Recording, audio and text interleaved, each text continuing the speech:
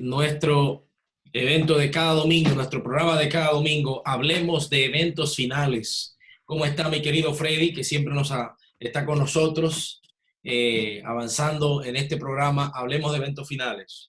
Buenas tardes, Pastor. Creo que tenemos un día maravilloso, además de ser Día de las Madres. Así que felicitamos de entrada a todas las madres que se van a conectar con nosotros y claro, las que no se puedan conectar por cualquier razón, la estamos felicitando. Estamos muy contentos desde la costa este aquí, un poco nublado el área aquí en toda el área de West Palm Beach, pero maravillosa tarde para hablar de eventos finales, especialmente de este tema que tiene que ver con las 7 iglesias del Apocalipsis. ¿Cómo está la zona oeste allá, Pastor? Estamos un poco nublados hoy también, aunque aquí no llueve. Aquí no llueve. Aquí está un poco nublado y con una temperatura riquísima de 98 grados. Así que estamos bien. En el día de hoy, Pastor, nos acompaña una persona muy especial para nosotros, un amigo, un hermano, corredor hispano de la Iglesia Adventista allá en el Gran Nueva York. El Pastor Yeuri Ferreira está con nosotros. ¿Cómo estás, hermano? Dios te bendiga. Muy bien, gracias. Un placer poder estar con ustedes. Mi hermano Elvis Díaz, Freddy Sánchez, en verdad es un gran privilegio poder estar y compartir en este programa que ya es como dice, un toque de queda los domingos hablando de eventos finales, y le felicito por la labor, el trabajo que están realizando en favor de la iglesia y educando a la iglesia en un tópico tan importante como este. Estamos contentos, Yeuri, de tenerte. Sabes, Freddy, que Yeuri estudió en Liberty, tiene varias maestrías de ahí, de Liberty, en liderazgo, en predicación. También terminó su doctorado en Andrews, un doctorado en ministerio con énfasis, una especialidad en predicación bíblica. Así que un placer tenerlo con nosotros aquí. Y sé que también tiene los programas el sábado, todos los días, sábado no, todos los días en la hora de la tarde, 7 de la noche, hora este me parece, ¿no? Llegando con esperanza en tiempos de crisis, esperanza en el tiempo de crisis, que no se ha parado en toda esta época que estamos nosotros en las casas esperando, y ha sido de gran inspiración para los hermanos. Así que muy contento de que tú puedas compartir con nosotros en el día de hoy. Gracias. Un placer para mí. Claro que sí, Pastor. Hoy tenemos un programa especial y estamos contentos con el Pastor Yeuri Ferreira, doctor Yeuri Ferreira, que desde la Great New York Conference en el área hispana está haciendo una labor extraordinaria. Pastor, te felicitamos. La verdad es que te noto a veces dando 2 y 3 sermones en algunos días, y esto ha cambiado el rumbo de la iglesia, el COVID-19, y gloria a Dios por lo que han permitido, porque la iglesia ha visto que podemos hacer bastantes cosas, podemos llegar a la gente, se pueden producir buenos programas. Por ejemplo, creo que están terminando la serie ustedes con el pastor Manuel Rosario, 7 pasos hacia la salvación, poderosos mensajes muy especiales. Vi muchas personas allí tomando decisiones, así que damos gloria a Dios por eso, pastor. Amén. Gloria a Dios, sí. Y justamente terminamos esa serie, 7 pasos a la salvación. Y ayer comenzamos una campaña evangelística con todas las iglesias hispanas del estado de Nueva York. Una gran bendición. Comenzamos con muy buen pie, muchas personas conectadas, tanto en la plataforma de Facebook Live como en la plataforma de YouTube. El evangelio corriendo, siendo predicado. Creo que Mateo 24:14 se está cumpliendo a nuestra vista de una manera puntual, muy real. El evangelio está llegando a todos los lugares y el fin vendrá, como así lo dice la palabra. Entiendo, pastor, que tienen al pastor Roberto Herrera ahora en una serie evangelística del 9 al 16, ¿correcto? Así es. Tenemos al pastor Roberto Herrera, que comenzó la serie en español, y el 16 seguimos con una serie en inglés con el pastor Dwight Nelson. Son 2 semanas de evangelismo fuerte con todas las iglesias. La del pastor Dwight Nelson se está extendiendo a varias conferencias. Estamos hablando de la Northeastern Conference, Great New York Conference, New Jersey Conference, Bermuda Conference, South New England, North New England. O sea, es un movimiento muy especial. Y la New York Conference también. O sea, estamos hablando de unas 7 conferencias que se están uniendo en este esfuerzo evangelístico. Le felicito, pastor, porque tanto los 2 predicadores, tengo el privilegio de conocerlo, el pastor Roberto Herrera, allí que trabajamos juntos en la Unión Dominicana, es un gran evangelista, un gran orador, y creo que va a ser una bendición en el área hispana, pero por igual el doctor Dwight Nelson. El doctor Dwight Nelson, un detalle interesante es que está desde 1983 en la Pioneer Memorial. Así es, así un es. predicador de largo alcance y creo que va a ser una experiencia maravillosa para el área inglesa y claro, algunos hispanos que manejan el inglés también lo van a agarrar. Va a ser una bendición para todas esas conferencias porque pocos predicadores he visto que se mantienen en la trayectoria actualizado. Pude estar allí. Yo fui camarógrafo en la Memorial, en la Pioneer y trabajaba los sermones con él allí y veía cómo en la mañana a las 8 y a las 11 tenía él 2 sermones y cómo lo mantenía actualizado. Estamos hablando de doctores allí, médicos, administradores, doctores en teología, toda la facultad allí, todos los estudiantes y cómo mantenía el ambiente. Así que creo que va a ser una gran experiencia para todo el área de Nueva York y toda esa zona norte allá. Eso es así, eso es así. Esperamos, estamos orando y creo que el Señor va a bendecir de manera especial esos esfuerzos y también lo que ustedes están haciendo, que han estado transmitiendo. Me corrigen si estoy equivocado. Tú, Freddy, desde el primer día de la pandemia, le decía a mi esposa hace unos días atrás, wow, Freddy tiene lecciones en la mañana, programas en la tarde, programas en la noche. Uno que tiene un programa y tiene que andar el día completo orquestando, buscando, imagínate cuando son 2 o 3, es mucho esfuerzo. Igualmente Elvis, que ha estado desde el primer día, diríamos desde el día 0, transmitiendo la diferencia de horario también, que a veces es un poco difícil, pero le felicitamos de verdad. Y a todos aquellos que estamos Claro que sí. trabajando mancomunado en expandir el evangelio a través de las redes sociales. Claro que sí. Bueno, Pastor Elvis, adelante con, bueno, con la introducción. vamos a arrancar un placer de tenerte con nosotros, Yeuri, y que Dios bendiga todos los esfuerzos que se están haciendo. Vamos a orar para que entremos de una vez en materia en el tema de hoy. Este es un espacio que buscamos nosotros orientar a nuestra iglesia. Hablemos de profecía. Hemos ya hablado de varios temas. En el día de hoy vamos a estar agotando una agenda con Apocalipsis capítulo 1, 2 y 3, hablando de las 7 iglesias del Apocalipsis. Así que vamos a orar, vamos a pedirle al Señor que nos dé su espíritu de sabiduría para que esté con nosotros en esta hora. Vamos a orar, pastor. Querido Padre Santo, gracias por tu amor y misericordia. En este momento queremos invitar tu Espíritu Santo que pueda llenarnos de sabiduría al estudiar tu palabra en este momento. Que tu palabra sagrada pueda traer esperanza a cada corazón. No simplemente conocimiento, sino que podamos, oh Dios, abrazar la esperanza maravillosa que puede encontrarse en la palabra del Señor. Gracias, Señor, porque nos escuchas. En el nombre de Jesús. Amén. Amén. Y amén. Amén. Bien, pastor, hoy estamos hablando de las 7 iglesias, partiendo de Apocalipsis capítulo 2 y 3 específicamente, aunque el capítulo 1 también avanza allí. Y qué bueno que tenemos al pastor Yeuri estudiando esto, ya que Yeuri es autor de unos de los estudios de Apocalipsis. Hay un estudio de Apocalipsis que también lo estudiamos aquí en la iglesia hace algunos meses atrás, acerca de Apocalipsis. Así que vamos a hablar acerca de las 7 iglesias, pastor. Vamos a hablar de las 7 iglesias, cómo aplicamos esto a nuestra vida diaria. ¿Qué es eso de las 7 iglesias? ¿Realmente existieron las 7 iglesias?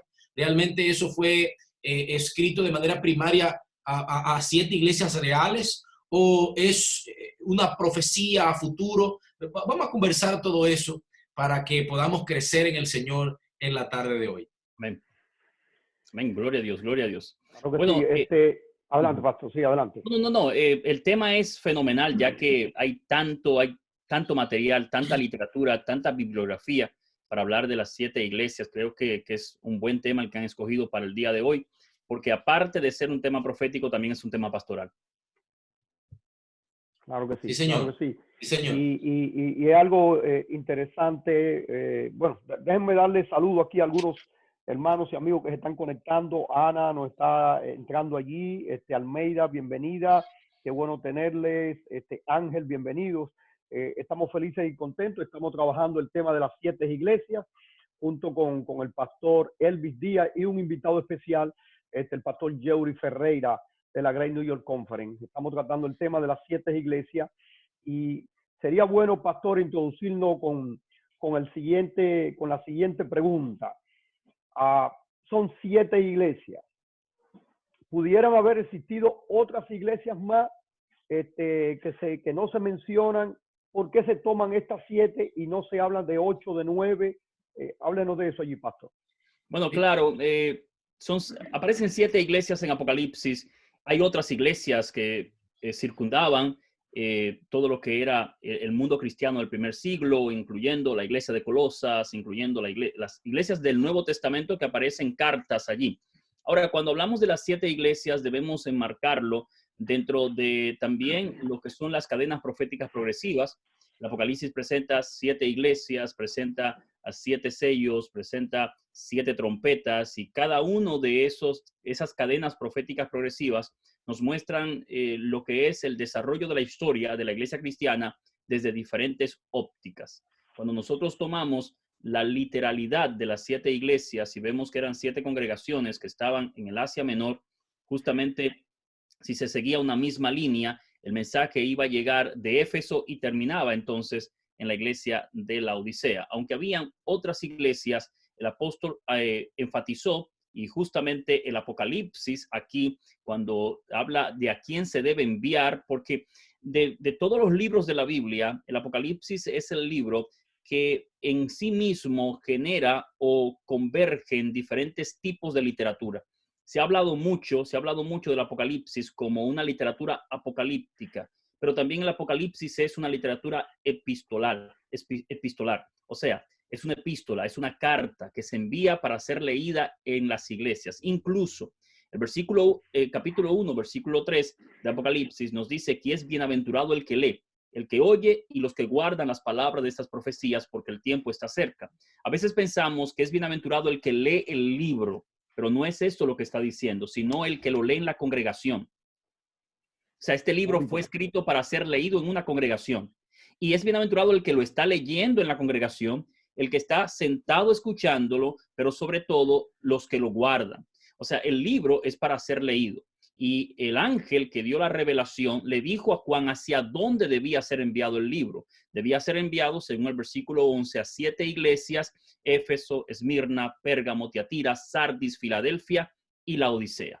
En la soberanía divina, Dios escogió estas 7 congregaciones con un propósito especial, pues pudiese ser que la situación local de estas iglesias reflejase lo que estaba pasando o lo que iba a acontecer en el futuro de la iglesia cristiana. Pero el libro fue enviado específicamente para estas 7 congregaciones y debía ser leído allí en estas 7 iglesias. Pastor, muy importante subrayar este detalle, sí, Pastor Elvis, porque este programa trata de educar, atención hermanos, y el Pastor Yeuri ha presentado un detalle muy importante. O sea, el libro de Apocalipsis a veces lo vemos como eventos que van a suceder, profecía, cuernos, reinos, poderes, bestias, pero esta porción de la palabra, el pastor ha subrayado que son cartas pastorales, que es una carta pastoral del cuidado de las iglesias, que deben ser leídas con ese objetivo, para cuidar, no para asustar, no para asustar las iglesias, sino para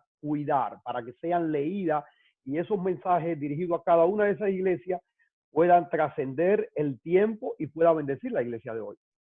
Lo que estamos diciendo, pastor, a ver si continuamos en la línea, el Apocalipsis está escrito en un sentido, pudiéramos llamarle primario para la época, pero también en un sentido profético.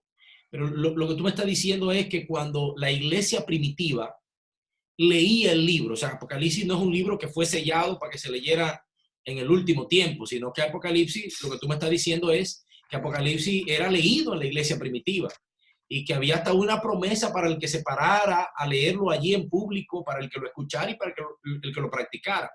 De ahí que podemos entender que Apocalipsis tiene un significado primario en su época. Así que cuando leían estas iglesias, encontraban un mensaje directamente hacia ellos, ¿verdad? Bueno, es importante. No solamente el libro debía ser leído, sino debía ser escrito. Por ejemplo, dentro del contexto de los estudios bíblicos, y es bueno porque no estamos forzando el texto, pero Apocalipsis capítulo 22, versículo 18 y 19, allí se presenta una bendición y también una maldición, aquel que añade al libro o aquel que le quita. O sea, cuando el libro fuese llevado a Éfeso, el líder o los líderes de Éfeso debían copiar el libro, debían copiarlo con tal fidelidad que llegase de forma íntegra a la segunda iglesia, la iglesia de Esmirna. Y así el libro debía ser copiado en cada iglesia sin añadirle ni quitarle. Noten lo importante que es el mensaje a estas 7 congregaciones y lo importante que era para los líderes locales de las 7 iglesias guardar, preservar lo que es el mensaje del libro del Apocalipsis. En otras palabras, el libro no solamente debía ser leído, Pastor Elvis, el libro también debía ser copiado por las iglesias de una forma tan fidedigna que no se le quitara, no se le añadiese absolutamente nada, porque si esto pasaba, entonces iba a afectar la próxima iglesia. Y allí hay un mensaje pastoral. A veces pensamos que lo que acontece en la iglesia de la Florida no afecta lo que acontece en la iglesia de Nueva York, o lo que pasa en la iglesia de Arizona no afecta a la iglesia en la Florida. Estamos interconectados y es lo que presenta Apocalipsis con las 7 iglesias. Si el líder de la iglesia de Éfeso no se percataba de que el libro fuese copiado de forma exacta, tal cual lo recibió, que fue la primera iglesia que lo recibió, entonces el libro iba a llegar mal escrito o tal vez con algo añadido o quitado a la iglesia de Esmirna. Por lo tanto, el ángel le dice a Juan, yo testifico, si alguno le añade, yo voy a añadir las plagas. Y si alguno le quita, yo voy a quitar su nombre del libro de la vida. Noten lo importante que era el libro de Apocalipsis para las iglesias locales del primer siglo, porque eran iglesias que estaban pasando por tribulaciones, problemas, dificultades. Y era una carta que Jesús estaba enviando a esa, o la respuesta de Jesús a esas iglesias. Recordemos algo. El libro de Apocalipsis fue escrito para el año 96 por Juan, el revelador, el discípulo amado. Si tú notas los evangelios sinópticos, Mateo, Marcos y Lucas, ellos 3 presentan el sermón profético de Jesús. Mateo en el capítulo 24, Lucas en el capítulo 21, Marcos en el capítulo 13. Juan no presenta el sermón profético de Jesús. Y ahí se ha preguntado, ¿por qué? ¿Saben por qué? Porque el sermón profético de Jesús en Juan es Apocalipsis. Es Apocalipsis. Entonces, esa iglesia en el año 96 que estaba siendo perseguida, esa iglesia cuyo único líder que quedaba vivo estaba en la isla de Patmos, allí por causa de la palabra de Dios y el testimonio de Jesucristo, y que los líderes cristianos como Pablo y Pedro, que fueron martirizados por el imperio romano, y parecería que el mal estaba venciendo y que Jesús estaba tardando su promesa, ahora la iglesia recibe un libro en su situación local que tiene como objetivo animar la fe y decirle a la iglesia, no todo está perdido, decir a la iglesia, ¿saben? El Jesucristo que anduvo en la tierra sigue andando hoy entre su pueblo, entre sus iglesias y manda un mensaje, conoce lo que está pasando, da promesa de liberación, da promesa de victoria y sobre todo te dice que viene muy pronto. O sea, es un libro maravilloso cuando se mira en el contexto literario del primer siglo y cuando se estudia también en su contexto profético. Tremendo, tremendo. Y así es. Permítame, Freddy, saludar a los hermanos que se están conectando y también invitarlos a compartir la transmisión. Yo sé que hoy es Día de las Madres y queremos felicitar a todas las madres que están aquí en los Estados Unidos. También es Día de las Madres en México. Así que yo sé que es un día muy importante para nuestra comunidad mexicana, porque en México hoy es Día de las Madres. Sabe que en México el día 10 de mayo es Día de las Madres, sin importar qué día caiga, si cae lunes, martes, el 10 de mayo es el Día de las Madres en México. Así que queremos felicitar a todas las hermanas, madres, muchas felicidades. Yo sé que en el caso de nosotros, igual que otros países hispanos, celebramos doble, porque celebramos el día aquí en Estados Unidos y también celebramos el día que celebran en nuestros países. En República Dominicana el Día de las Madres es el último domingo de este mes. Así que nos toca celebrar doble y a algunos nos va a tocar también regalar doble. Así que, bueno, es duro, ¿no? Claro que sí. Muchas felicidades a cada una de las madres. Déjenme saludar aquí a los hermanos que se están conectando. Gracias por conectarse. Esmirna dice saludos, mi querido Elvi. Dios te bendiga mucho, Esmirna. Está Joel, Mariel está por ahí. Bendiciones. Anita está por acá. Amada de la Cruz dice buenas tardes, bendiciones. El profe Jairo dice bendiciones para todos. La hermana Blanca, Yajaira, se une también Elvin Soto desde New Jersey, Laura Palominos aquí en el norte. Dios me le bendiga, hermana Laura. Se reúne a Reina, también dice bendiciones. Emanuel Contreras está por aquí, Nancy, la hermana Marta, nuestra secretaria de PV, Marina Carreto, Dios me le bendiga, Wilfredo Castro, Ana Almonte dice, hace mucho que se pudiera haber leído y muy poco se hace, me imagino refiriéndose a Apocalipsis, así que estamos en esto, hermana. Patti López también dice, muchas gracias, pastor. Isaura Lima dice que también desde Brasil está conectada, así que un abrazo grande, Isaura, gracias por conectarse. Hermanos, vamos a compartir la transmisión de hoy. Sé que hoy estamos en el contexto del Día de las Madres, muchos están festejando, están tratando de felicitar, otros de afuera porque estamos en medio de esta situación, dando felicitaciones por los carros, llamando por teléfono, reuniéndose por Zoom, por FaceTime, donde sea, ¿no? Pero gracias por conectarte con nosotros, gracias por compartir. Estamos llevando este programa, un programa muy especial acerca de las 7 iglesias, así que te animamos a compartirlo. Dios te bendiga muchísimo y gracias por compartir. Adelante, añado, pastor, allí a la lista que se están conectando aquí, a Manuel González, a Reinaldo Morales, a Luis, Ana García, son parte de los que están conectándose. Saludos a todos para ellos y mencionar también, pastor, la oportunidad que nos dan de llegar hasta sus hogares, de llegar hasta donde están allí compartiendo quizá con sus familiares, especialmente con las madres. Gracias a todos, Dios les bendiga. Pastor Yeuri, vamos introduciéndonos en el tema. Por ejemplo, en el versículo 4 del capítulo 1 de Apocalipsis, ya sabemos que es el saludo a las 7 iglesias oficialmente, así que el mensaje va hacia allá.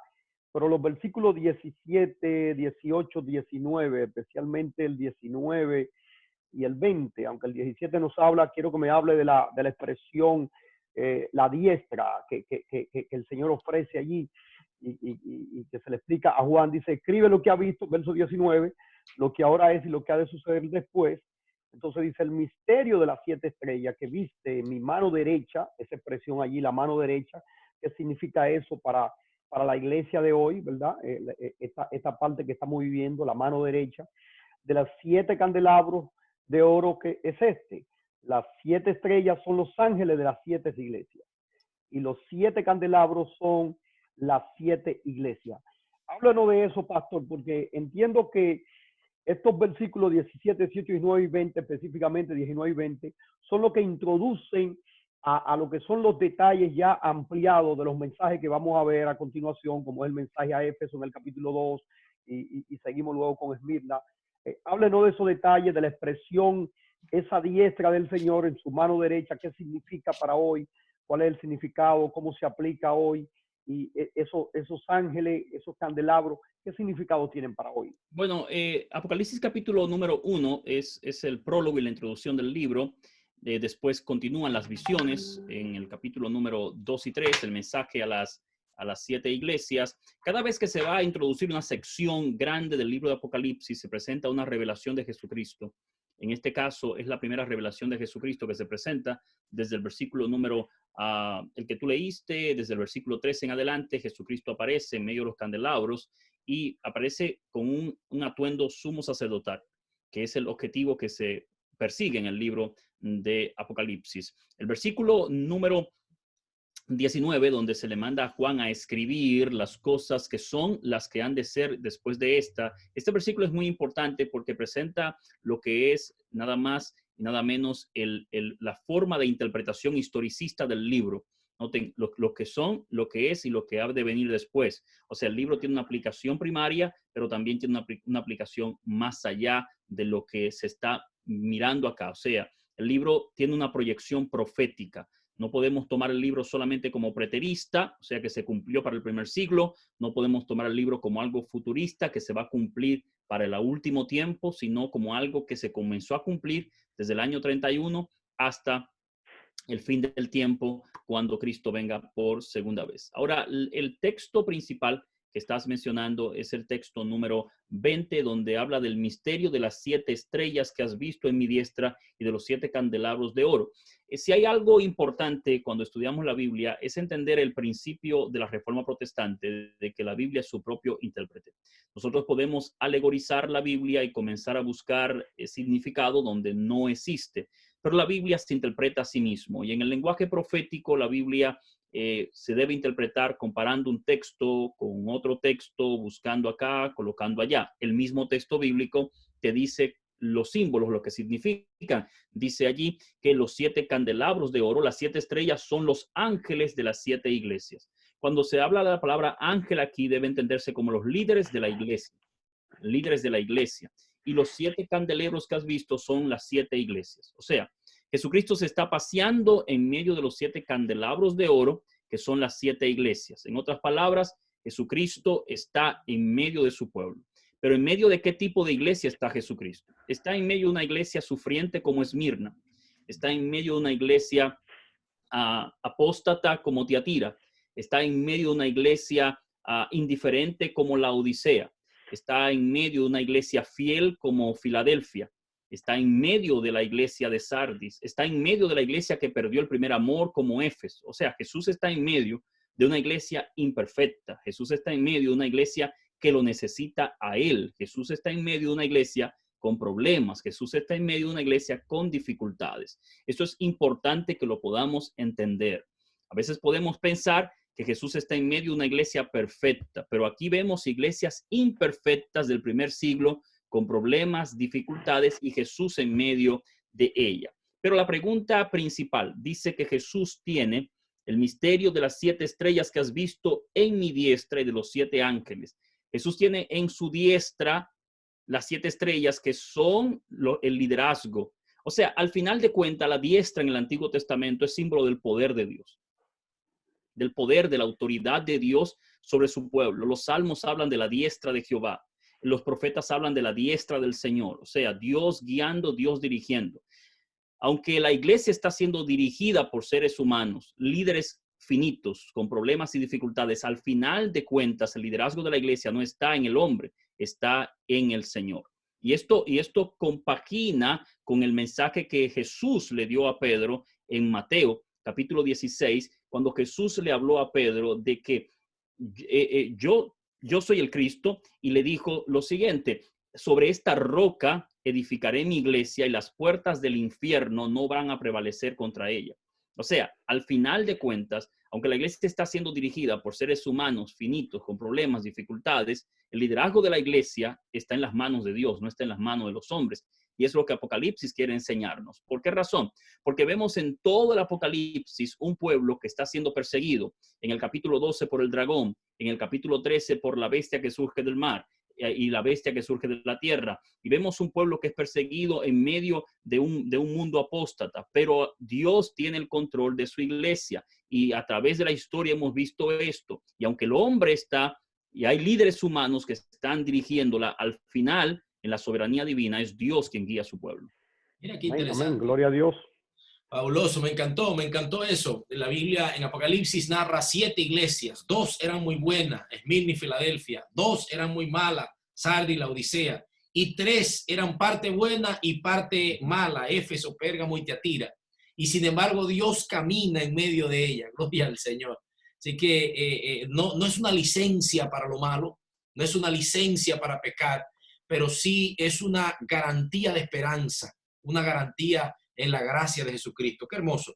Pastor, de repente hablábamos al principio que comentaba cuando comenzábamos a hablar del tema, que Apocalipsis también plantea una línea profética, una interpretación profética que no se puede entender únicamente en el sentido preterista de que ya ocurrió, que ya viví, que ya pasó, fue literal, sino que también tiene un cumplimiento profético. Pero de repente veo que la interpretación de las 7 iglesias como 7 períodos históricos de la iglesia, del pueblo cristiano, de la iglesia cristiana, no es algo adventista.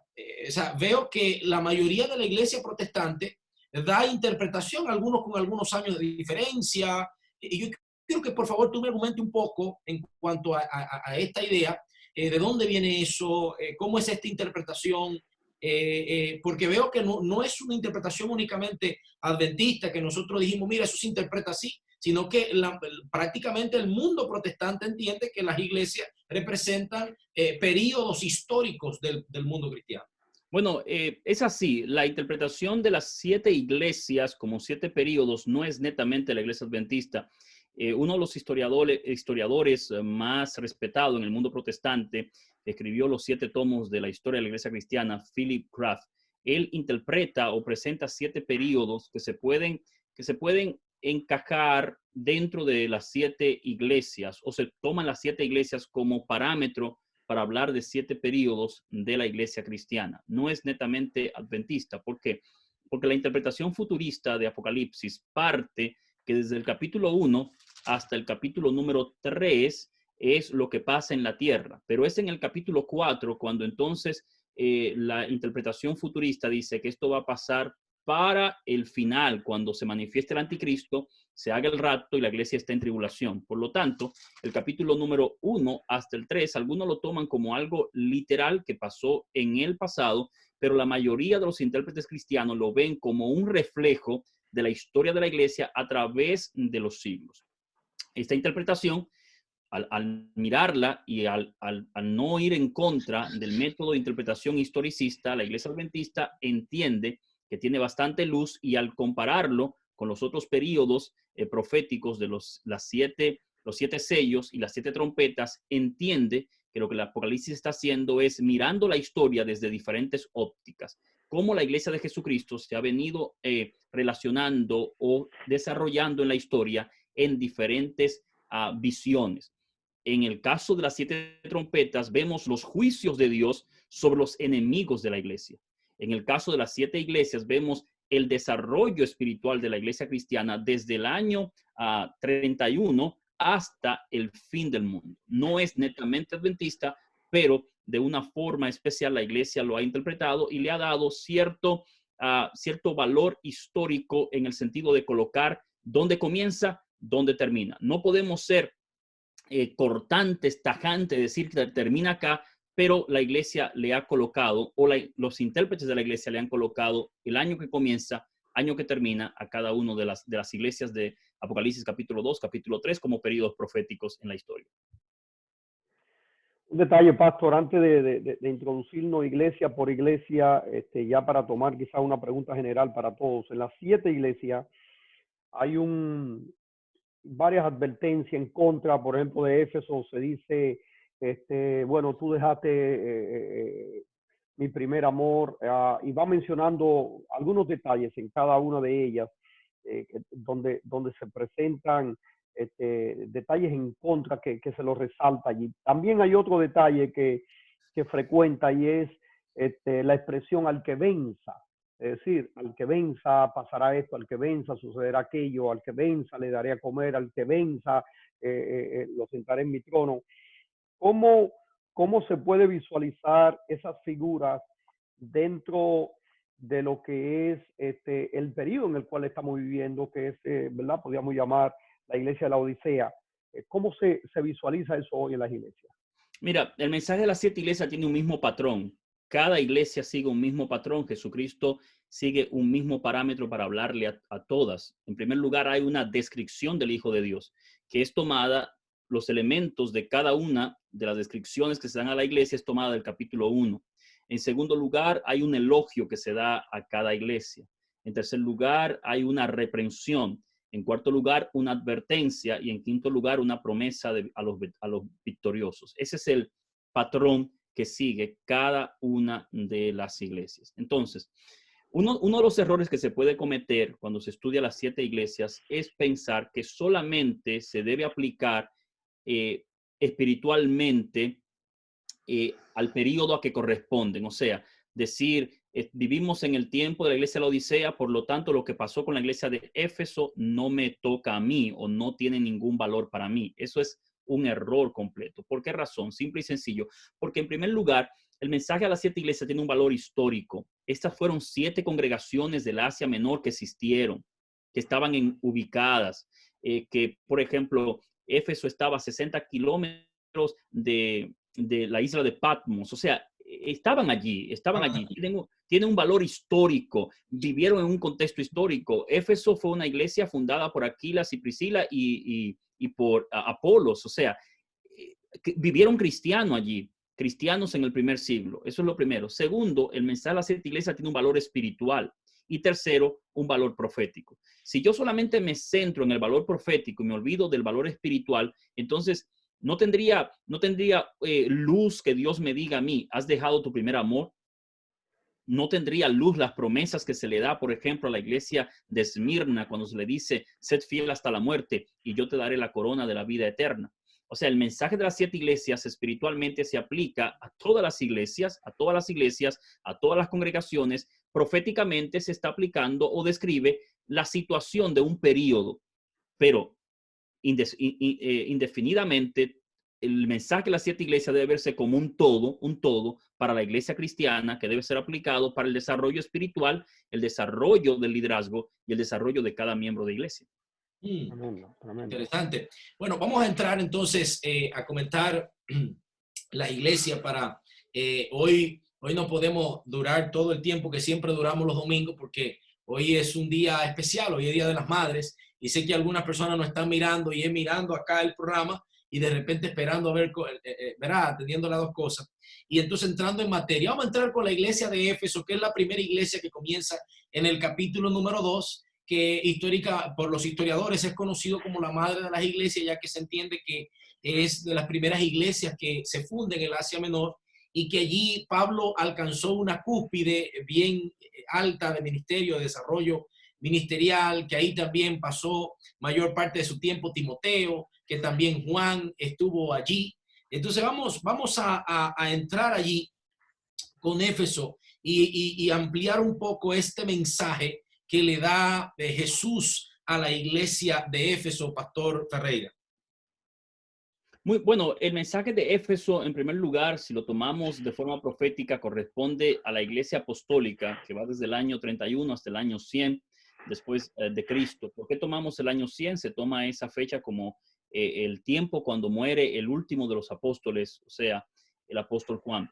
Y si notamos, no tenemos tiempo para poder, porque solamente un solo mensaje nos llevaría todo el tiempo, pero noten los elementos que se presentan de esta iglesia y las virtudes de esta iglesia. Se habla de su arduo trabajo, de su ardua paciencia. Se habla de que no has negado mi nombre. Se habla de que has reprendido a aquellos que dicen ser apóstoles y no lo son y los has hallado mentirosos. La palabra para labor es una palabra griega que significa un trabajo incansable hasta fatigarse. O sea, estamos encontrando una iglesia completamente misional, una iglesia completamente dedicada a la misión. Y nosotros podemos ver que de todo el periodo cristiano, la iglesia primitiva del primer siglo, del año 31 hasta el año 100, ha sido la iglesia con un espíritu misional más fuerte, más fuerte.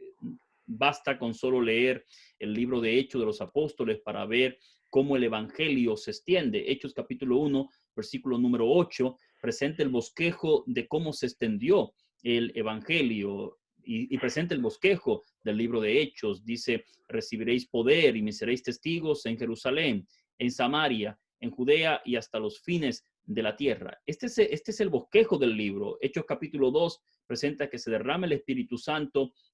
Pedro es testigo en Jerusalén, Felipe es testigo en Samaria, Pablo es hasta los fines de la tierra.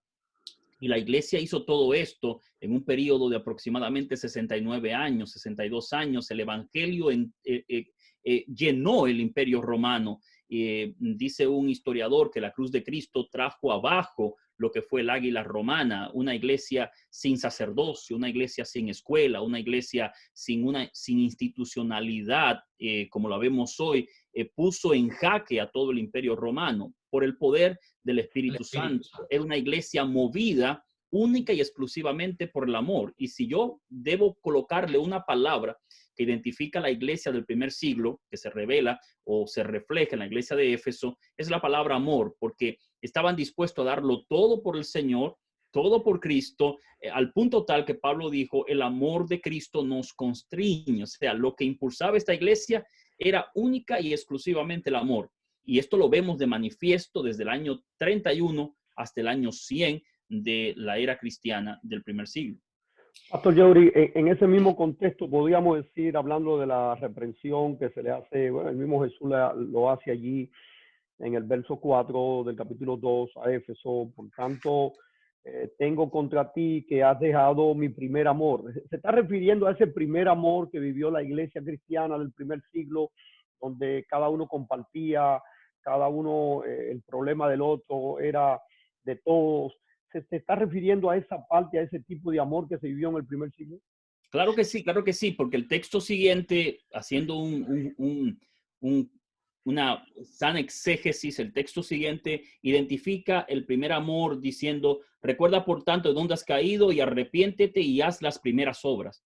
Hay una correlación entre primer amor, primeras obras. O sea, el amor es lo que impulsa las obras, lo que da fuerza a las obras, lo que causa buenas obras. Entonces, era una iglesia llena de amor que hacía buenas obras. Y esto lo vemos como la iglesia que se ha querido tomar el concepto de comunidad cristiana como comunismo. La iglesia primitiva no era comunista, vivían en comunidad, en comunidad. En ningún texto histórico de los padres de la iglesia, que fueron los sucesores de los apóstoles, se habla de que la iglesia cristiana mandó a que todo el mundo tuviese lo mismo, ganase lo mismo e hiciese lo mismo. No, sino que aquel que tenía le daba al que no tenía. Y esto es una comunidad, no comunismo, que es completamente distinto. Era una iglesia de servicio, una iglesia de compasión, una iglesia de predicación, una iglesia que estaba dispuesta a sus líderes.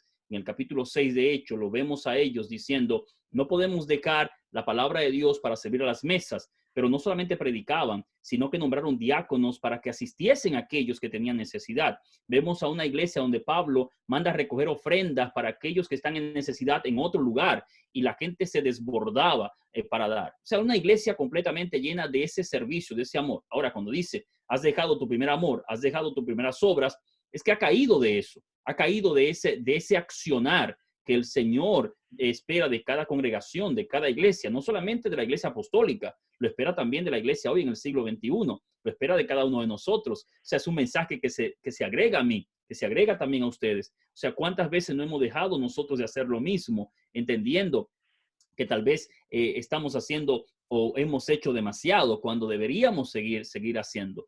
En el juicio de las naciones que se presenta en Mateo capítulo 25, tal vez sea uno de los textos más fuertes en referencia a la obra que debemos hacer en pro de los necesitados, donde se nos dice, Jesús, tuve hambre, me diste de comer, tuve sed, me diste de beber, fui forastero y me recibisteis, estaba en la cárcel y me viniste a visitar, me visitaste.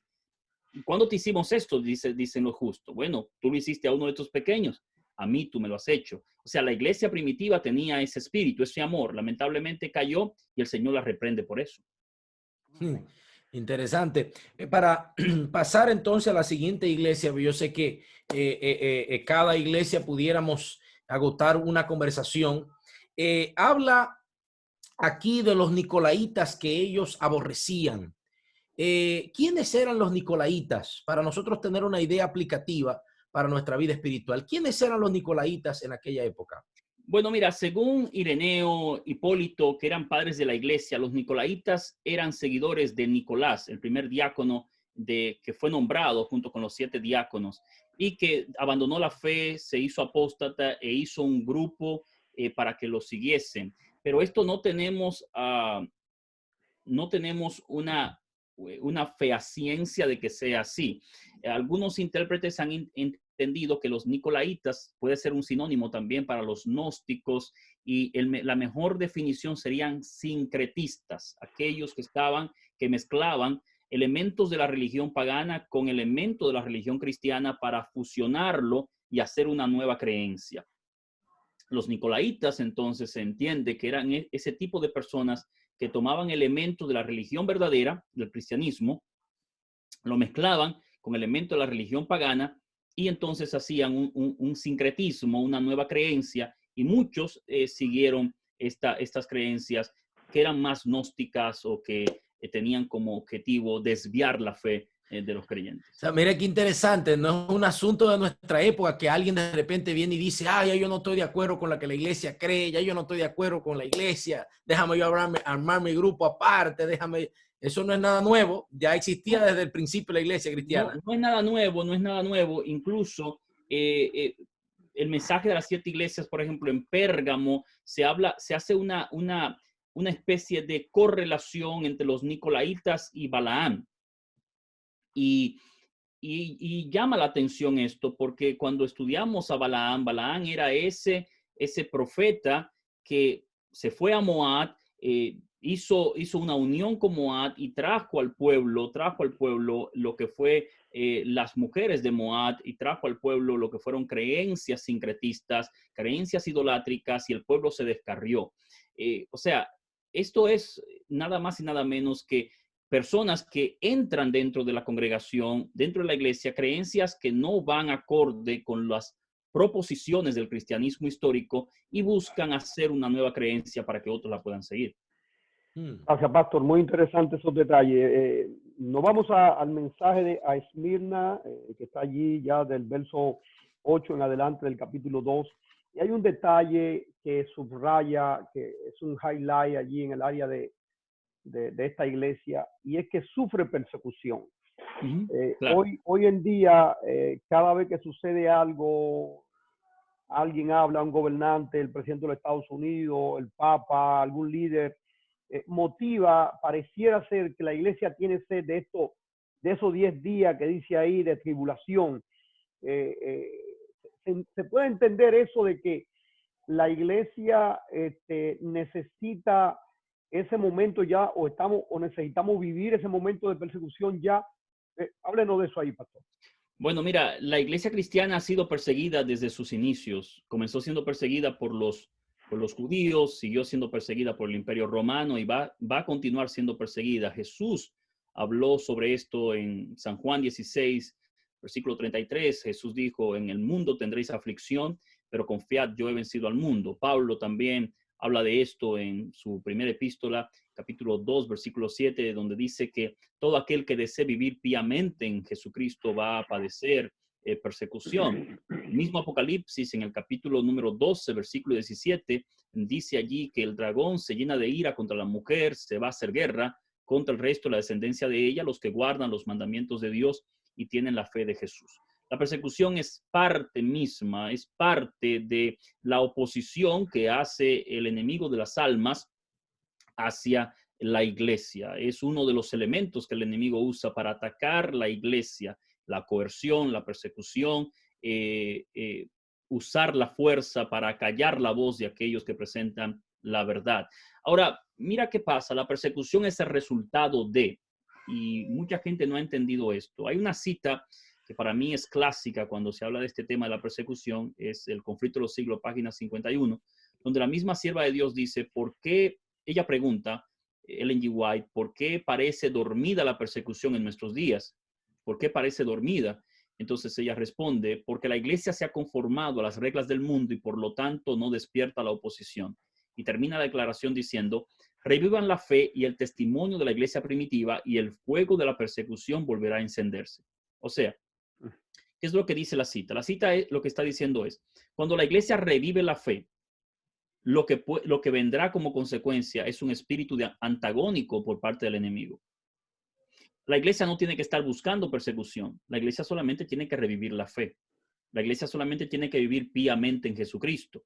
La iglesia solamente tiene que estar permaneciendo en los mandamientos de Dios y la fe de Jesús. Automáticamente esto acontezca, automáticamente esto pase, la persecución se va a activar de inmediato. Pues cuando tú ves una gente buscando persecución, en realidad no está entendiendo el texto bíblico. Porque tú vivir como vivió Jesucristo va a traer persecución. Ahora, ¿qué es lo que está pasando? La gente espera lo que es la persecución general, la persecución que será contra la iglesia y no le da atención a las persecuciones diarias que tenemos individuales. Nosotros estamos en un mundo que nos está persiguiendo por nuestras creencias. Yo vivo en una sociedad, tú vives en una sociedad que se burla de que nosotros creamos que existen absolutos, verdades absolutas, de que hay un código de ley moral que nos rige. Cuando nuestros hijos van a la universidad o van a la escuela y ellos dicen que creen en un Dios creador, automáticamente comienzan a perseguirlos por sus ideales, por sus ideas. Cuando una jueza es confrontada porque no está de acuerdo con un estilo de vida que se ha generalizado y es mandada, es llevada a una prisión o es colocada bajo demanda, está recibiendo persecución por parte de su creencia. Nosotros tenemos y recibimos cientos de mensajes de personas que están siendo perseguidas en países de creencias musulmanas, que están perdiendo su fe, perdiendo su vida por causa de la fe. En el mundo occidental tenemos lo que es libertad religiosa. Un día eso se va a acabar, según Apocalipsis capítulo 13, y habrá una persecución masiva. Sin embargo, si yo no estoy siendo fiel en este tiempo de prueba, no seré fiel cuando venga una persecución ya general contra la iglesia. No me debe preocupar tanto la persecución general, me debe estar preocupando mi vida ahora y cómo estoy siendo fiel en el día de hoy y cómo estoy manteniendo mis principios en el día de hoy en este conflicto que estamos viviendo. ¿Cómo podrían entenderse estos 10 años que dice acá de persecución? Muchos autores lo plantean como un periodo corto de persecución, otros plantean que fueron 10 etapas de la persecución del Imperio Romano contra los cristianos de esa época. ¿Cómo podríamos nosotros entender eso desde el punto de vista profético?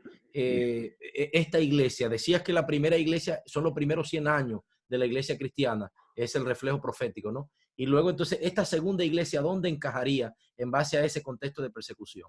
Bueno, esta segunda iglesia, la palabra clave de esta iglesia es persecución, es sufrimiento, mientras que la palabra primera es amor. La segunda es sufrimiento, y es una iglesia donde tú lees, allí se habla de cárcel, de muerte, de persecución, de miedo, se habla de dolor. Entonces, ¿dónde lo encajamos? Desde el año 100 hasta el año 313 se conoce como el periodo de la persecución de la iglesia cristiana, un periodo muy extenso. Pero estos 10 años que hablan acá, 10 días específicamente, se computan desde el año 303, cuando Diocleciano comenzó la más severa persecución contra los cristianos, hasta el año 313, cuando Constantino da un decreto, el decreto de Milán, que da libertad religiosa a los cristianos y la iglesia deja de ser perseguida. Se computa este periodo, estos 10 años, en ese tiempo, desde el año 303 hasta el año 313 después de Cristo. Sin embargo, el número 10 en la Biblia aparece siempre como un número de prueba. Por ejemplo, fueron 10 días que se le dieron a los 3 jóvenes hebreos y a Daniel en la corte para probar su fidelidad. Y así también se puede tomar el número 10 como un número global de un tiempo de persecución, un tiempo de sufrimiento para la iglesia cristiana. Pero literalmente o aplicándolo proféticamente, estamos hablando del 303, 313 después de Cristo, de Diocleciano hasta Constantino con el decreto de Milán. Interesante. Entremos entonces a Pérgamo, pastor, para no perderle el tiempo. El tiempo se nos está yendo. Vamos a avanzar. La iglesia de Pérgamo. Entremos allí a la capital de Asia, conocida como esa capital política de Asia, Pérgamo, que hablando de la doctrina de Balaán que mencionabas hace un ratito, y hablando de esa piedrecita blanca que le será dada, esa recompensa, ¿verdad? Para cada iglesia se le da una recompensa. En Pérgamo es una piedrecita blanca con un nombre que solo lo conoce el que lo tiene, el que era el trono de Satanás. Muchos entienden de que, hablando en el sentido de Pérgamo como iglesia literal, estaba siendo esta la capital política de Asia, estaba allí la religión del imperio posiblemente, y entonces lo entienden como el trono de Satanás. Vamos a hablar así en grosso modo un poco con relación a este mensaje para que podamos un poquito avanzar y dedicarle tal vez los últimos minutos un poquito más a lo que es la iglesia de la Odisea. Bueno, Pérgamo era una ciudad muy importante para el Imperio Romano, sobre todo por la fidelidad que daban los habitantes de Pérgamo a la adoración del emperador. Una de las cosas que más se atacó en la iglesia cristiana primitiva fue esto. Los cristianos entendían que no debían rendir pleitesía al emperador, y todo el imperio romano entendía que el emperador era más que un hombre, era un dios, y le debía rendir homenaje. En Pérgamo había el templo dedicado a Zeus, uno de los templos más importantes del mundo antiguo pagano, donde se celebraban cultos a Zeus, y uno de los símbolos era una serpiente a la cual le llamaban Salvador. Por eso se habla aquí de que en Pérgamo estaba el trono de Satanás. Pero llama la atención esto. A veces nosotros pensamos, como cristianos, voy a abrir un paréntesis aquí, que estamos viviendo en el tiempo de más intolerancia de la historia. Pero estos cristianos vivían, dice, donde estaba el trono de Satanás. Dicen que Dios lo encontró fieles. Inclusive se habla de un tal Antipas, mi testigo fiel, que fue muerto. No se conoce muy poco la identidad de este cristiano. Algunos dicen que fue un cristiano que fue martirizado en el templo de Zeus, que fue quemado vivo en un altar del templo de Zeus por causa de su fe. Pero encontramos aquí esta iglesia siendo fiel en medio de un tiempo de gran problema para la iglesia, en medio de un tiempo de grandes dificultades espirituales para la iglesia. Cuando ubicamos este periodo en la parte profética, entendemos lo siguiente. ¿Qué aconteció con la iglesia cristiana después de la persecución? Después de la persecución vino un tiempo de sosiego para la iglesia cristiana. Un tiempo de sosiego que fue desde el año 313 hasta el año 538 después de Cristo. Y este tiempo de sosiego fue más peligroso que el tiempo de persecución. ¿Por qué? Porque fue un tiempo de tolerancia en la iglesia, un tiempo de tolerancia, donde los cristianos comenzaron a tolerar ciertas cosas porque ahora tenían libertad. Ahora había una dicotomía dentro del cristianismo. ¿Cuál era la dicotomía? La dicotomía era que antes eran perseguidos, ahora tenían libertad, pero ahora su conciencia tenía que demarcar hacia dónde puedo ir, hacia dónde puedo llegar. Ya no estaba la presión del emperador, ya no estaba la presión del imperio, ya nadie me estaba persiguiendo. Ahora es mi conciencia. Entonces algunos cristianos entendían que estaba bien ir a ciertos lugares, a ciertas celebraciones paganas, a ciertos espectáculos públicos, mientras que otros creían que no. Entonces la pureza de la iglesia se fue perdiendo. Esa pureza que se mantuvo en el siglo I, en un periodo de amor, en el segundo periodo, con la iglesia del sufrimiento, ahora esa iglesia comienza a ceder, comienza a ser tolerante, comienza a ser una iglesia más abierta, donde muchos que no eran antes cristianos entran a la iglesia, pero no dejan sus costumbres antiguas, sus creencias antiguas, sino que vienen y entran esas creencias a la iglesia. Un ejemplo de eso, tenemos a Constantino, que dice que se convierte solamente porque ve el símbolo en una batalla y le dicen, por este símbolo vas a alcanzar la victoria. Pero históricamente no hay un documento que diga que Constantino se bautizó.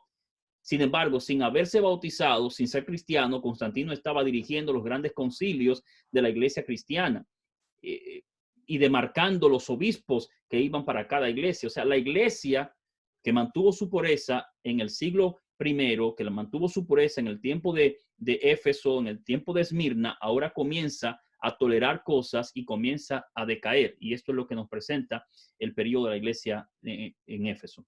Muy interesante cuando aplicamos eso, Freddy y Pastor Ferreira, cuando aplicamos eso a nuestros días. A veces nosotros en época de sufrimiento, en época de persecución, de dolor, de escasez, estamos pendientes a la vida espiritual, estamos allí entregados. Siempre me acuerdo yo, a veces los miércoles, tú sabes, cuando uno se reúne en la iglesia los miércoles y viene ese momento de oración y testimonio, se levanta alguien y dicen, oiga, oren por mí porque no tengo trabajo. Por favor, que el Señor me dé trabajo. Y mientras no tenía trabajo, iba todos los miércoles a orar para que el Señor le dé trabajo. Compadre, el Señor le da trabajo y ya el hombre no va. ¿Y qué pasó? No, es que ya no tengo tiempo. Cómo de repente a veces nosotros en tiempo de escasez, tiempo de persecución, mantenemos eso, pero de repente cuando no está eso, y entonces tenemos que comenzar a usar ese sentido común, esa guianza del Espíritu Santo, de repente perdemos eso. ¿Verdad? Adelante, Fred. Sí, hay un detalle aquí avanzando, porque el tiempo se nos va. De paso, para nuestros amigos que están conectando en estos momentos, saludamos a Holby, a Reinaldo y a otros más que están entrando. Estamos dialogando en eventos finales aquí con el pastor Yeuri Ferreira, el tema de las 7 iglesias del Apocalipsis. Y ya el pastor hizo una bonita introducción, conectando esto como una carta pastoral que debe ser leída, que debe ser practicada por las iglesias. Pastor, estas 2 iglesias, para avanzar un poquitito, Tiatira y Sardi, vamos a tomarla las 2 por encima. la iglesia de Tiatira, que tiene como característica allí una falsa profetisa, y la iglesia de Sardis como que había quedado dormida. ¿Cómo podemos visualizar esto dentro de la misma iglesia, del mismo ambiente en que estamos hoy viviendo? ¿Cómo vienen hoy falsos maestros, falsos profetas, falsos predicadores? ¿Cómo se conecta esto con lo que está viviendo la iglesia hoy? Esos periodos de Tiatira y Sardis, en el mismo momento, como que queda dormida la iglesia. La gente dice, no, la iglesia está dormida, tenemos que despertar. Y de paso, ya usted conectó una cita allí muy importante de qué pasa, por qué no vivimos ese momento todavía de persecución, porque no revivimos la fe y nos vamos a la misión. Pero ¿cómo conectamos a Tiatira y Sardis en el contexto de la falsos profetas y de esa dormida en la cual podríamos decir que, entre comillas, está en la iglesia, porque es contextualizado dependiendo cada iglesia local, cada ambiente, cada lugar, totalmente diferente? Pero ¿cómo se visualiza eso hoy en día? Mira, esa pregunta, Freddy, que tú haces es muy importante y quiero decir a los amigos lo siguiente. Mira, uno de los problemas más grandes que está enfrentando la iglesia cristiana de hoy fue el mismo que enfrentó la iglesia de Tiatira y la iglesia de Sardis. ¿Cuál es ese problema? Es la falta de atención a la doctrina. Falta de atención a la doctrina. Si tú lees el capítulo número 3 y notas las reprensiones que Jesús hace, una de las reprensiones que Jesús hace a la iglesia de Tiatira es aceptar la doctrina, falsa doctrina, o no prestar atención a la verdadera doctrina. ¿Qué es una doctrina? Una doctrina es un cuerpo de enseñanzas que sostiene la iglesia. En este caso, la iglesia verdadera sostiene doctrinas verdaderas. ¿Cuál es el problema hoy en día? Mira, el problema hoy en día es tener un cristianismo sin doctrina, un Cristo sin doctrina. Y un Cristo sin doctrina no es el verdadero Cristo, porque el Cristo de la Biblia es un Cristo de doctrina. A veces encuentro predicadores, Freddy, que me dicen, yo predico a Cristo, pero yo no predico doctrina. No se puede predicar a Cristo si no se predica la doctrina, porque cada sermón que tú tienes es un sermón con una doctrina. Detrás de cada texto de la Biblia hay una doctrina. Es imposible predicar un texto de la Biblia y no predicar una doctrina. No importa el texto, no importa el tema que tú estés tratando, tú debes tratar una doctrina con ese texto. Entonces, yo encuentro literatura hoy en día, literatura en el mundo evangélico protestante que quiere infiltrarse y pensamientos en el mundo protestante que quieren infiltrarse a la iglesia como este. Yo amo a Jesús, pero no la iglesia. Me gusta Jesús, pero no los cristianos. Yo predico a Jesús, pero no la doctrina. Yo predico, mis sermones no son doctrinales, mis sermones son cristocéntricos. Todo eso es desastre teológico. ¿Por qué? Número uno, tú no puedes dividir a Jesús de la iglesia. Tú no puedes predicar a Jesús sin una doctrina. Tú no puedes amar a Jesús y no amar a los cristianos. Tú no puedes ser un predicador cristocéntrico olvidándote del centro de ese Cristo que es una doctrina. Por ejemplo, la gente me dice, predico Juan 3:16. Bueno, pues Juan 3:16 está la doctrina de Dios, la doctrina del Hijo, la doctrina de la salvación. Todo lo que predicamos es doctrina. Entonces, para caer en la pregunta que tú me dices, ¿cuál es el peligro? El peligro es nosotros caer en ese tipo de cristianismo light que cayó la iglesia de Tiatira, que fue un tiempo de apostasía. O sea, un tiempo cuando no se prestó atención a la verdadera doctrina que se prestaba en Éfeso. Un tiempo cuando se comenzan a sustituir las doctrinas por enseñanzas, conceptos, dogmas, creencias que no iban acorde con la palabra de Dios. Y esto afectó bastante a la iglesia, al punto tal que es uno de los periodos más largos de la iglesia. La iglesia de Tiatira abarca desde el año 538 hasta el año 1517, cuando viene el tiempo después del periodo de Sardis con la reforma protestante. ¿Qué pasó con Sardis? Se le prestó atención a la doctrina, pero a un punto tal que se olvidó otra cosa. O sea, tenemos que tener cuidado y es lo que aquí se nos está presentando. Vuelvo a decir, importante la doctrina, pero también debemos entender que la doctrina necesita una vida práctica, que fue lo que pasó con Sardis. Mientras que en Tiatira se olvidó la doctrina, en Sardis se olvidó la práctica o la praxis, que es tan importante como la ortodoxia. Esas dos palabras, ortopraxis, ortodoxa. O sea, no solamente debo estar atento a la doctrina, debo estar atento a la práctica y hacer un balance entre ellos. Y pienso que ahí está lo que es la amonestación para la iglesia de hoy. O sea, prestar atención a la doctrina y también prestar atención a la práctica. Entender que el Cristo de la Biblia es un Cristo de doctrina, pero también un Cristo de vida práctica. Es importante eso, pastor, porque hoy en día, en el ambiente en el cual está la iglesia, de paso, esta apertura, especialmente que ha permitido esta pandemia, podemos de repente desbalancearnos, especialmente los predicadores, que podemos irnos detrás de, bueno, esto es lo que la gente quiere escuchar, bueno, pues vamos a darle esto, y hay que tener ese balance. Al final nosotros no somos una iglesia, y por eso es el objetivo de este programa, no somos una iglesia congregacionalista. No esta es la iglesia del pastor Elvin ni del pastor Freddy. Esta es la iglesia adventista del séptimo día. Muy importante. Número uno. Número dos, por lo tanto, como yo pertenezco a esta iglesia y tengo ahora el rol, el llamado de ser pastor, tengo que predicar no mis convicciones, no mis doctrinas. Tengo que creer esta doctrina y tengo que predicarla. O sea, es importante este detalle porque lo que está allí pasando, lo que pasó en ese periodo de esas falsas profetizas, esos falsos mensajes que comenzaron a introducirse, es porque comenzó a sacarse a Jesucristo del centro de la doctrina.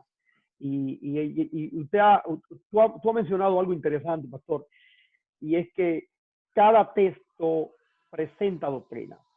Y por eso la iglesia cree en 28 creencias o doctrinas. Es decir, y es importante estos detalles para que nosotros podamos entender que la iglesia se enmarca en un rumbo que ya tiene definido, que ya tiene basado en la palabra de Dios. De paso, estas lecciones que estamos estudiando, cómo interpretar la Biblia, nos están ayudando a poder entender todo esto que tiene que ver con hermenéutica, exégesis y cómo ver las interpretaciones de los textos para nosotros poder presentar lo que creemos.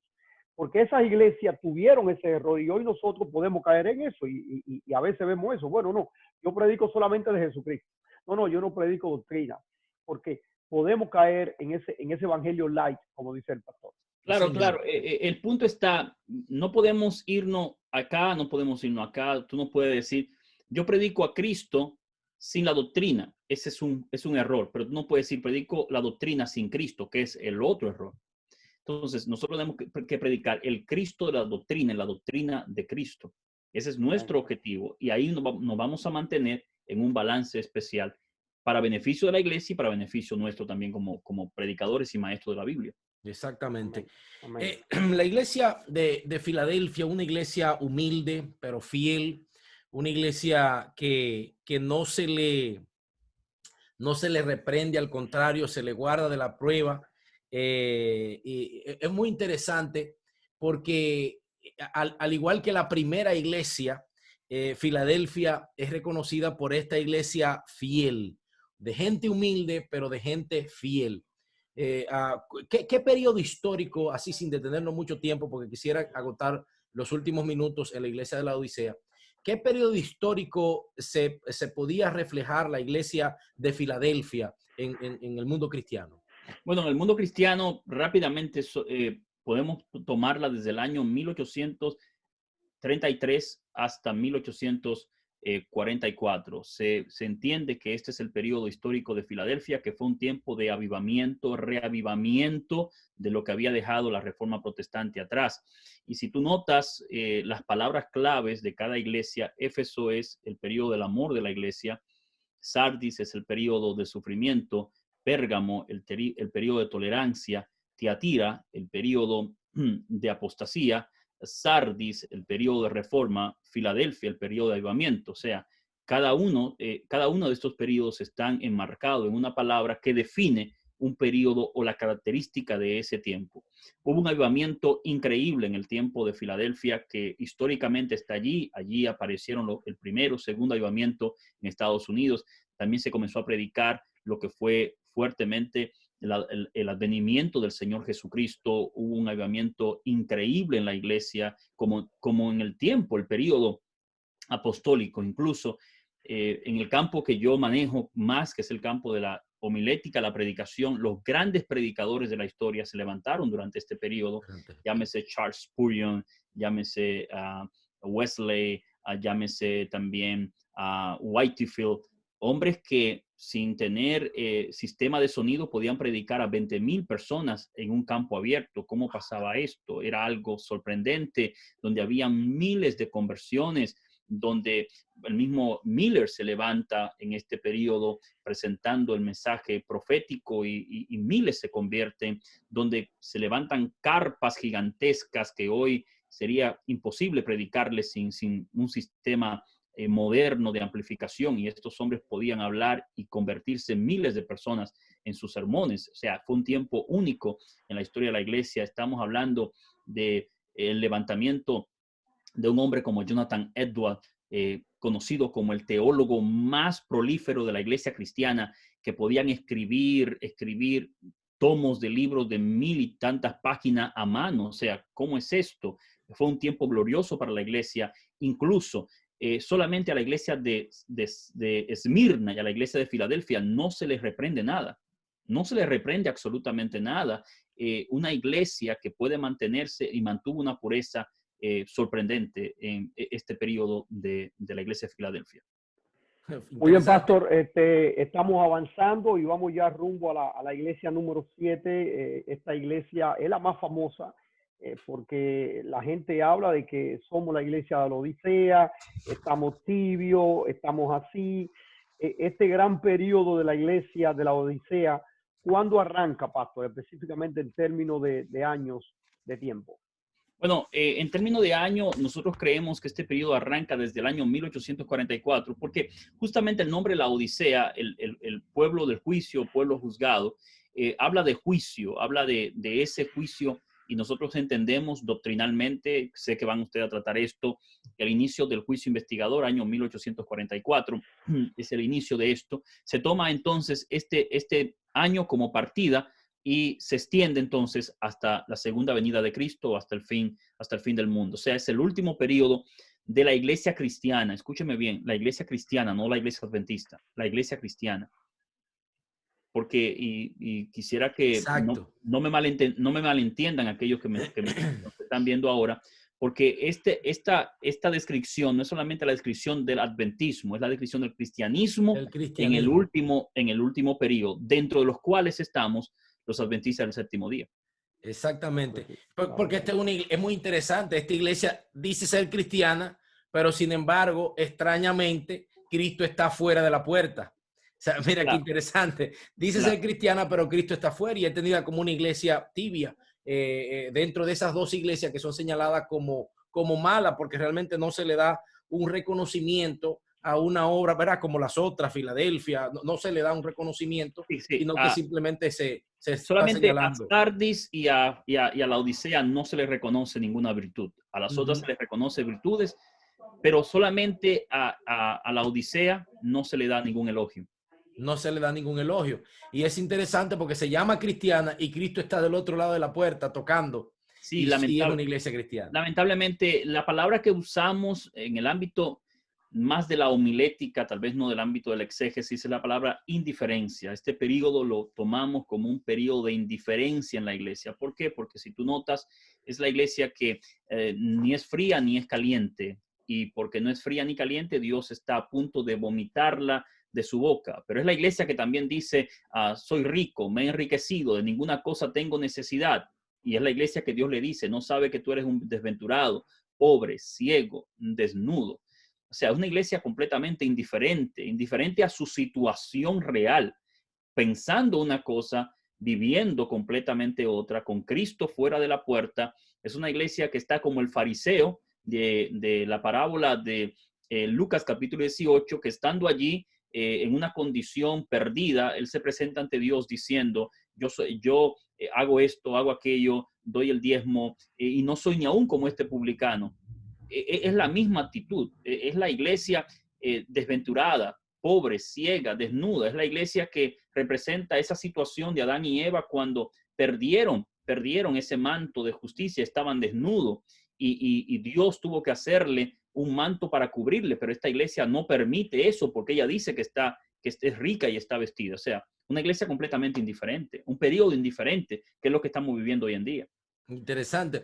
¿Sabe, pastor Freddy y Ferreira, que me gustó mucho eso que tú decías. La Odisea no representa a la iglesia adventista. O sea, nosotros no podemos decir, oh, yo soy la iglesia de la Odisea. No, no representa a la iglesia adventista. Representa al mundo cristiano. Muy interesante eso. Porque a veces yo siento que tomamos este mensaje de la Odisea hasta cierto punto, hasta para darnos un permiso de nuestra indiferencia espiritual. No, es que somos la Odisea. No, es que somos, ¿ves? Y realmente esto no quiere decir que este mensaje es un mensaje para que no seamos así. No es un mensaje que describe algo que no va a cambiar, describe algo que la iglesia no va a mejorar, sino que la idea de presentarlo, el ángel, presentar este mensaje es justamente para que la iglesia reaccione, para que la iglesia despierte y no sea así. Claro, el mismo mensaje de Apocalipsis a la iglesia dice, yo reprendo y castigo al que amo. O sea, el objetivo de estos mensajes es que la iglesia pueda despertar, que la iglesia pueda levantarse, que la iglesia pueda volver entonces a lo que fue el mensaje de Éfeso, al primer amor, que la iglesia pueda volver a la doctrina, que la iglesia pueda volver al avivamiento, que la iglesia pueda permitir que el Señor entre y mantenga o maneje o tenga en su diestra, como nosotros dijimos al principio, las estrellas, el liderazgo, y pueda seguir paseándose por la iglesia, y que la iglesia abra la puerta al Señor y pueda recibir las bendiciones que Él tiene destinada para ella. Un detalle importante, pastor, y Elvi, es que en esta iglesia, que la solución está allí en la puerta. El Señor le dice, yo estoy a la puerta y llamo. Es decir, esa tibieza que tiene hoy la iglesia, o este periodo de la iglesia cristiana, o usted mismo, que hoy somos la iglesia nosotros. Es bueno hablar de ese detalle también, pastor. Hoy nosotros somos la iglesia porque los templos están allí cerrados. Hoy somos nosotros la iglesia. La solución está, y volvemos al concepto que usted introdujo de la doctrina con Jesucristo. O sea, yo estoy a la puerta y llamo. O sea, tienen que contar conmigo para explicar doctrina, tienen que contar conmigo. Y para hablar de mí tienen que hablar de doctrina. O sea, el Señor está presentándose allí como la solución. O sea, yo estoy a la puerta y llamo, y deja el libre albedrío. Si abren, entonces yo cenaré con el que abra. Sí. Claro. Algo importante que no creo que no podemos pasar por alto es el énfasis que se da en todos los mensajes a la palabra arrepentimiento. Arrepentimiento. Desde el capítulo 2, capítulo 3, se repite a cada iglesia, se martilla la palabra arrepentimiento. Y la Odisea es el mensaje que se le envía, donde dice, yo reprendo y castigo a los que amo, sé pues celoso y arrepiéntete. Ustedes conocen la palabra arrepentimiento, el original, metanoía, un cambio de mente, un cambio de dirección. O sea, la solución para el problema de cualquier iglesia, en cualquier periodo de la historia, en cualquier situación que se encuentre, es eso, arrepentimiento, volverse atrás, un cambio de actitud, un cambio de mente, un cambio de visión de Dios y de nosotros mismos, porque tal como dijo Juan Calvino, los dos grandes conocimientos que existen en su libro Institución de la Religión Cristiana, él dice, es conocer a Dios y conocernos a nosotros mismos. Y el arrepentimiento es eso, es un cambio de visión de Dios y un cambio de visión de nosotros, que es lo que necesita la Odisea, mirar a Dios como Dios es y mirarse ellos como ellos son y encontrar en Dios la solución al problema de la iglesia. Así es, así es. Pastor Freddy, hoy es un día interesante porque es un día de las madres también. El pastor Ferreira, yo sé que ya dentro de algunos minutos más ya inicia la campaña que están llevando a cabo en toda la ciudad de Nueva York con el pastor Herrera, que está iniciando ya en breve minutos. Pero antes de cerrar la conversación de la tarde de hoy, una conversación muy interesante en donde vemos un mensaje pastoral a la iglesia, una conversación en donde vemos un mensaje profético y se tocaron varias cosas que yo creo que dan hasta post, Yeuri, muy interesante, me encantó eso. Jesús, hay que predicar el Jesús de la doctrina y la doctrina de Jesús. Me encantó esa frase. O sea, yo creo que ha sido una tarde exquisita. Y antes de cerrar, Pastor Yeuri, un mensaje en 2 minutitos que pudiéramos nosotros extraer de cada uno de estos mensajes a las iglesias. un mensaje práctico, un mensaje espiritual para la iglesia de hoy día que quisiéramos dejar, que usted quisiera dejarle a nuestra hermandad, tanto del pastor Freddy como un servidor? Bueno, tal vez el mensaje que yo deseo dejar es el mismo que hemos los pastores dicho por mucho tiempo, haciéndonos eco de esa cita emblemática de Ellen G. White en el libro Hechos de los Apóstoles, página 9, que por débil e imperfecta que parezca la iglesia, ella es el objeto de su mayor consideración en la tierra. Mire, hermano, la iglesia desde el primer siglo hasta ahora ha tenido sus altas, sus bajas, sus problemas, sus dificultades en diferentes aspectos, pero Dios ha estado con su iglesia, no ha abandonado su iglesia. Nosotros no podemos, porque la iglesia tenga algún tipo de problema, abandonarla o atacarla, porque nos estaremos atacando nosotros mismos. Y no deberíamos hacer esto. Deberíamos tener una actitud distinta, una actitud diferente. Es la actitud que habla el libro de Ezequiel, capítulo número 9, donde los que son sellados son aquellos que gimen y claman por las abominaciones que se cometen en el pueblo. Ellos gimen y claman, pero siguen en el pueblo. Cuando usted va en un avión y hay turbulencia, usted no dice, ábrame la puerta que me voy a lanzar. Lo único que usted hace es sostenerse fuertemente al asiento, apretar su cinturón, confiar en el piloto que la turbulencia va a pasar. Cuando hay problemas en la iglesia, usted no tiene que salir de ella. Confíe en el piloto, siéntese fuertemente en el asiento, amárrese el cinturón, que la turbulencia va a pasar, hermano. Gloria a Dios. Amén, Adelante, amén. Pastor Gloria a Freddy, Dios. un minutito. Bueno, yo creo que hemos tenido un programa muy especial. Agradecemos las palabras, los comentarios, muy valiosos, Pastor. De paso, yo tengo una semana del 6 al 13, atención, del 6 al 13 de junio en la iglesia de Gascue, y he titulado el Kit COVID-19 dentro de 7 principios, hablando de las 7 iglesias, de 7 promesas de victoria. 7 Amén, promesas de Dios, victoria. gloria a Dios, alabado sea el nombre de Dios. Y hemos estado, de paso, es un pequeño libro de 80 páginas que estoy trabajando. Amén, y que lo voy a poner en práctica allí, predicando con la iglesia de Gascue. Así que me ha ministrado bastante, Pastor, me han encantado los comentarios. Yo creo que la iglesia está en las manos de Dios, está en la diestra de Dios, como dice el libro de Apocalipsis. Esta iglesia ya, la misma palabra dice que es una iglesia triunfante, una iglesia que claro, va a ser victoriosa. Ahora lo que se está definiendo es si nosotros vencemos con la iglesia, si nosotros cantamos victoria con la iglesia. Pero ya esta iglesia, dice el libro de Apocalipsis, al que venza le daré esto, al que venza le daré aquello. O sea, ese al que venza necesita ahora yo tomarlo para mí, aplicarlo para mí como iglesia.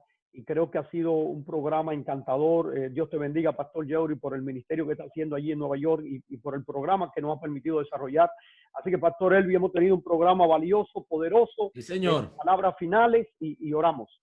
Pastor Yeuri, nos dirige en oración para que quedemos despedidos. Sí. Yo sé que tú tienes que conectarte ya para la campaña de New York y nosotros atender un rato también las damas, porque hay que celebrar doble hoy, el Día de las Madres. Así que gracias, Pastor. Hermanos, gracias por conectarse, gracias por compartir, gracias por seguir estas transmisiones. El domingo que viene vamos a estar analizando otro tema también y durante la semana vamos a ministrar a nuestras iglesias también a través de las redes sociales, como lo hemos estado haciendo. Invito a todos a unirse a las transmisiones. Creo que el Pastor Freddy también transmite los 40 días, continúa con esta jornada de 40 días. Y también allá con la iglesia de New York con el Pastor Herrera. Adelante, Pastor, despiden en oración, por favor. Claro, oramos al Señor. Querido Dios y Padre, gracias por el mensaje que nos das en Apocalipsis, el mensaje de las 7 iglesias. Te pido que nos ayudes, Señor, que tu Espíritu esté con nosotros y que tu gracia nos sostenga. Bendice cada hermano. Bendice tu iglesia en la ancha faz de la tierra. Que tu amor, tu misericordia, tu bondad y tu perdón nos continúen cada día en nuestra vida y que podamos ser lo que tú quieres que seamos. Ayúdanos, Señor. Ayúdanos a dejarte entrar en nuestras vidas y en nuestras iglesias. En el nombre de Jesús. Amén. Amén. Amén. Amén. Amén. Bendiciones, bueno, Pastor Yeuri. Bendiciones, Dios le bendiga. Gracias. Yeuri, un abrazo grande. Bendición allí. Gracias, hermanos. Dios me le bendiga mucho. Nos vemos el domingo que viene aquí con el Pastor Freddy y nuestros invitados especiales. Bendiciones. Feliz resto del día. Amén. Amén.